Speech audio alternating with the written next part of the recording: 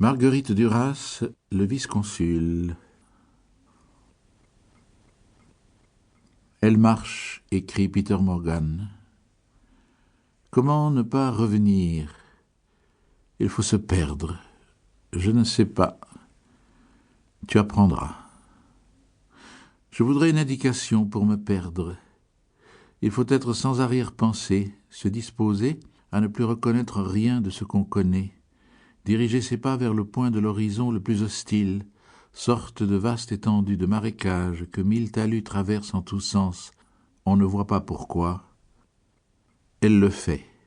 Elle marche pendant des jours, sur les talus, les quitte, traverse l'eau, marche droit, tourne vers d'autres marécages plus loin, les traverse, les quitte pour d'autres encore. C'est encore la plaine du Tonlé Sap, elle reconnaît encore. Il faut apprendre que le point de l'horizon qui vous porterait à le rejoindre n'est sans doute pas le plus hostile, même si on le juge ainsi, mais que c'est le point qu'on ne penserait pas à juger du tout qu'il l'est. Tête baissée, elle rejoint le point le plus hostile de l'horizon, tête baissée. Elle reconnaît les coquillages dans la vase, ce sont ceux du Tonlé Sap. Il faut insister pour qu'à la fin, ceci qui vous repousse demain vous attire. C'est ce qu'elle a cru comprendre que sa mère disait en la chassant. Elle insiste, elle le croit, elle marche, elle désespère. Je suis trop petite encore, je reviendrai. Si tu reviens, dit la mère, je mettrai du poison dans ton riz pour te tuer. Tête baissée, elle marche, elle marche. Sa force est grande. Sa faim est aussi grande que sa force. Elle tourne dans le pays plat du Tonlé Sap. Le ciel et le pays se rejoignent en un fil droit. Elle marche sans rien atteindre. Elle s'arrête, repart sous le bol. Faim et marche s'incrustent dans la terre du Tonlé Sap, prolifèrent enfin et marche plus loin. La marche se met à prix. En avant ne veut plus rien dire. Dans le sommeil, la mère, une trique à la main, la regarde. Demain au lever du soleil, va-t'en, vieille enfant enceinte qui vieillira sans mari. Mon devoir est envers les survivants, qui un jour, eux, nous quitteront. Va-t'en, loin. En aucun cas tu ne dois revenir, aucun. Va-t'en très loin, si loin, qu'il me soit impossible d'avoir de l'endroit où tu seras la moindre imagination. Prosternez-vous devant votre mère, et va-t'en. Son père lui a dit, si je me souviens bien, nous avons un cousin dans la plaine des oiseaux, il est sans trop d'enfants, il peut peut-être te prendre comme domestique. Elle ne demande pas encore la direction. Il pleut tous les jours, le ciel remue sans cesse, il court vers le nord. Le grand lac grossit, jonque avançant dans le lac du Tonlé Sap. D'une rive, on ne voit l'autre que dans les éclaircies lumineuses après les orages. Entre le ciel et l'eau, il y a une rangée de palmes bleues. Quand elle est partie, elle voyait cette autre rive tout le temps. Elle n'y est jamais allée. Si elle la rejoignait, commencerait-elle à se perdre? Non, car de cette autre rive, elle pourrait apercevoir cette rive-ci où elle est née. Les eaux du Tonlé Sap sont étales, leur courant est invisible, elles sont terreuses, elles font peur. Elle ne voit pas le lac. Elle est de nouveau dans une vaste étendue d'étranges marécages vides que des talus traversent en tous sens. Il n'y a personne pour le moment. Rien ne bouge. Elle arrive de l'autre côté de la vaste étendue du marécage. Derrière elle, c'est une plateforme métallique éblouissante qui disparaît avec la pluie. Elle voit que de la vie la traverse. Un matin, un fleuve est devant elle. Il y a dans la voie de l'eau une disposition encourageante et facile, une marche qui dort. Son père a dit un jour que si on suivait le Tonlé Sap, on ne se perdait jamais, que tôt ou tard on retrouverait ce qu'il baigne sur ses rives, que ce lac est un océan d'eau douce, que si les enfants sont en vie dans ce pays, c'est grâce aux eaux poissonneuses du Tonlé Sap. Elle marche. Elle remonte pendant 3 jours le fleuve qui s'est présenté devant elle. Elle calcule qu'au bout du fleuve, elle devrait y retrouver le nord du lac. Elle s'arrêtera face au lac, restera là. Aux arrêts, elle regarde ses pieds larges au-dessous insensibles de pneus. Elle les caresse. Il y a du riz vert, des manguiers, des bananiers en bouquet. Elle marche pendant 6 jours. Elle s'arrête. N'a-t-elle pas marché davantage avant de trouver le fleuve qu'elle a marché en le suivant pour retrouver le nord? Elle continue à suivre le fleuve, elle épouse de très près ses méandres, nage quelquefois le soir. Elle repart, regarde. Les buffles de l'autre rive ne sont-ils pas plus trapus qu'ailleurs? Elle s'arrête. L'enfant lui grouille dans le ventre de plus en plus. Bataille de poissons dans son ventre, jeu sourd et comme gai de l'intolérable enfant. Elle demande la direction de la plaine des oiseaux. Elle se dit que lorsqu'elle la connaîtra, elle ira dans la direction contraire à celle-là. Elle cherche l'autre façon de se perdre, remonter vers le nord, dépasser son village. Après, c'est le Siam, rester avant le Siam. Dans le nord, il n'y a plus de fleuve, et j'échapperai à cette habitude que j'ai de suivre l'eau. Je choisirai un endroit avant le Siam, et je resterai là. Elle voit le sud se diluer dans la mer, elle voit le nord fixe. Personne ne connaît la direction de la plaine des oiseaux. Elle marche. Le Tonlé Sap descend du nord de même que tous les fleuves qui se jettent dedans. On les voit, ces fleuves, tous groupés en une chevelure, et la tête qui les porte est tournée vers le sud. Il faut remonter à la pointe de la chevelure, à sa fin, et de là on aura son étalement devant soi, vers le sud, le village natal compris dans le tout. Les buffles trapus, les pierres qui rosissent, parfois il y en a des blocs dans les rizières. Ce sont des différences qui ne signifient pas que la direction est mauvaise. Elle croit terminer sa danse autour de son village. Son départ était faux. Sa première marche était hypocrite. Elle se dit « Maintenant je suis partie pour de bon. J'ai choisi le nord. » Elle s'est trompée. Elle a remonté le Stung Pursat qui prend sa source dans les Cardamones au sud. Elle regarde les montagnes à l'horizon. Elle demande si c'est le Siam. On dit que c'est le contraire, c'est le Cambodge. Elle s'endort en plein jour dans une bananerie. La faim est devenue trop grande. L'étrangeté de la montagne n'a pas beaucoup d'importance. Elle fait dormir.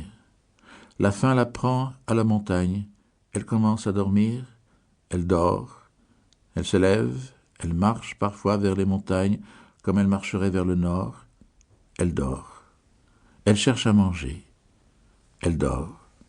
Elle ne marche plus comme dans le Tonlé Sap. Elle piétine, elle tourne.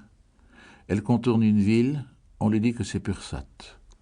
Elle dépasse un peu l'endroit où se trouve Pursat, continue en zigzagant, à peu près tout droit, en fin de compte vers les montagnes. Elle ne demande jamais où se trouve le Tonlé Sap, dans quelle direction. Sur cette direction-là, croit-elle, les gens mentiraient. Elle passe devant une carrière abandonnée, elle entre, elle dort. C'est aux environs de Pursat. De l'entrée de la carrière, on voit les toits. Une fois, il a dû y avoir 2 mois qu'elle était partie. Maintenant, elle ne sait pas. Ils sont 1000 dans la région de Pursat. Des femmes chassées, des vieillards, de gais radoteurs. Ils se croisent, cherchent à manger, ne se parlent pas. Nature, nourrissez-moi. Il y a des fruits, de la boue, des pierres colorées. Elle n'a pas encore trouvé son système pour attraper les poissons endormis près des berges. Sa mère lui a dit « Mange, ne va pas t'ennuyer de ta mère, mange, mange !» Elle cherche très longuement à l'heure de la sieste. Pleine, donnez-moi à croquer quelque chose. Elle cueille des fruits quand il y en a, des bananes sauvages, du riz vert, des mangues. Elle ramène ces choses dans la carrière et mange, mâche le riz vert, la bouillie tiède et sucrée, avale. Elle dort. Le riz vert, les mangues, qu'il en faut. Elle dort. Elle se réveille, regarde devant elle. À part l'élévation de Pursat à droite de la carrière, il y a le fil droit de sa jeunesse, entre le ciel et la terre. On ne voit rien d'autre. Qu'il n'y a rien alors que tout fourmille. Qu'il n'y avait rien dans le Tonlé Sap. Elle ne savait pas à quel point avant d'arriver ici. À gauche de la carrière, il y a les cardamones, des arbres dans le ciel, des trous béants roses ou blancs dans la terre de la montagne. Des bruits parviennent de là, des bruits de machines à chaîne, de chutes lourdes, de cris d'hommes près des trous. Pendant combien de temps? Combien de temps ces cardamones devant, derrière elle. Ce fleuve plein d'une eau purée d'argile après la pluie. Ce fleuve, encore un, qui l'a porté jusqu'ici. Le ventre s'arrondit. Il tire l'étoffe de la robe qui chaque jour se relève davantage. Elle marche les genoux nus. Le ventre dans l'étrangeté du pays reste d'un grain très fin. Il est tiède et doux entre les pierres, fait penser à une nourriture où mettre les dents. Il pleut souvent. Après la pluie, la faim augmente. L'enfant mange tout, riz, verre et mangue. L'étrangeté véritable, c'est l'absence de nourriture qui se prolonge. Elle se réveille, sort, commence à tourner autour des carrières comme elle l'a fait dans le nord de Tonlé Sap. Elle rencontre quelqu'un sur un chemin et demande la direction de la plaine des oiseaux. On ne connaît pas, on ne veut pas répondre. Elle continue à demander cette direction-là. Cette direction-là, après chaque refus de l'indiquer, s'obture un peu plus, se fige. Mais un vieillard une fois répond « La plaine des oiseaux ? Il faut suivre le Mékong, ça doit être ça. » Mais le Mékong, où est-il ? Il faut descendre le Stungporsat jusqu'au lac de Tonlé Sap, et puis, une fois arrivé au Tonlé Sap, il faut le descendre. C'est ça. L'eau va vers la mer toujours et partout, la plaine des oiseaux aquatiques est près de la mer. Eh bien, vous en savez, mais si on remonte le Stungporsat, on devrait arriver devant des montagnes infranchissables. Mais derrière ces montagnes, on dit qu'il y a le golfe du Siam. À votre place, enfant, j'irai vers le sud où Dieu passe pour être meilleur. Elle connaît maintenant la direction du Tonlé Sap et sa position par rapport à lui. Elle reste dans la carrière aux environs de Pursat. Elle sort. Elle est chassée lorsqu'elle s'arrête devant une paillote isolée, mais pas devant les paillotes d'un village. Quand elle attend à une certaine distance d'une paillote isolée, elle est également chassée au bout d'un certain temps. Il en est de même dans les villages. Elle attend le long du fleuve, dans les bouquets de bambous, elle traverse des villages sans être remarquée, pas plus que les autres mendiantes. Elle se faufile dans des petits marchés, des vendeurs de soupe les croisent, elle voit des morceaux de cochon étincelant sur des étals, des nuées de mouches bleues regardent avec elle plus près. Aux vieilles femmes et aux vendeurs de soupe, elle demande chaque fois un bol de riz. Elle demande des choses différentes, riz, os de cochon, poisson, vieux poisson quoi. Qu'est-ce que ça peut vous faire de me donner un vieux poisson ? Parce qu'elle est si jeune, quelquefois, on lui donne. Mais la règle, c'est le refus. Non, parce que tu reviendras demain, et après-demain, et... On la regarde. Non. Par terre, dans la carrière, elle trouve ses cheveux. Elle tire, ils viennent par mèches épaisses. C'est indolore, ce sont des cheveux. Elle est devant, avec le ventre et la faim. C'est devant elle que se trouve la faim. Elle ne tourne plus la tête, que perdrait-elle sur un chemin ? La repousse des cheveux, c'est du duvet, de canard. Elle est une bonzesse sale, les vrais cheveux ne repoussent pas, leurs racines mortes à Pursat. Elle commence à retrouver des abris. Elle reconnaît les bornes de pierres écrites, les trous béants au flanc de la montagne, roses, verts. Elle retrouve la carrière chaque soir, elle est close et le sol est sec. Il y a moins de moustiques que sur les talus, moins de soleil, plus d'ombre, où rester les yeux grands ouverts sur la lumière extérieure. Elle dort. De dedans la carrière, elle regarde la pluie tomber. À intervalles imprévisibles, des explosions se produisent dans la montagne de marbre. Des nuées de corbeaux sont projetées vers le ciel, les bouquets de bambous jour après jour sont gagnés, plus haut par l'eau du Stungporsat. Des chiens passent, sans grogner, sans s'arrêter. Elle les appelle, mais ils passent. Elle se dit « Je suis une jeune fille sans odeur de nourriture ». Elle vomit, s'efforce de vomir l'enfant, de se l'extirper, mais c'est de l'eau de mangue acide qui vient. Elle dort beaucoup, elle est devenue une dormeuse, c'est insuffisant. Nuit et jour, l'enfant continue à la manger. Elle écoute et entend le grignotement incessant dans le ventre qu'il décharne. Il lui a mangé les cuisses, les bras, les joues.